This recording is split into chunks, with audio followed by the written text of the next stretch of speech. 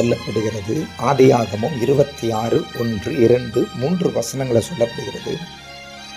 Abraham நாட்களில் உண்டான பஞ்சம் அல்லாமல் வேற பஞ்சம் அந்த தேசத்தில் வந்த பொழுது கர்த்தர் ஈசாக்குக்கு சொல்றார், நீ எகிப்துக்கு போகாமல் நான் சொல்லுகிற தேசத்தில் நீ இருந்தால் உன்னை ஆசீர்வதிப்பேன் என்று சொன்ன கர்த்தர் அப்பொழுது ஈசாக்கு ஆண்டவர் வார்த்தைகளுக்கு கீழ்ப்படிந்து அந்த அதிகாரத்தில் நம்ம வாசித்து பார்த்தோம் என்றால் ஈசாக்குக்கு எத்தனையோ ராஜாக்கள் விரோதமாக வந்தாலும் பொறுமையுடன் கர்த்தருடைய வார்த்தைக்கு கீழ்ப்படிந்து அங்கே இருந்ததுனால கர்த்தர் ஈசாக்குக்கு ஆசீர்வதித்த போல உன்னையும் தேவன் ஆசீர்வதிக்க வேண்டும் என்றார்.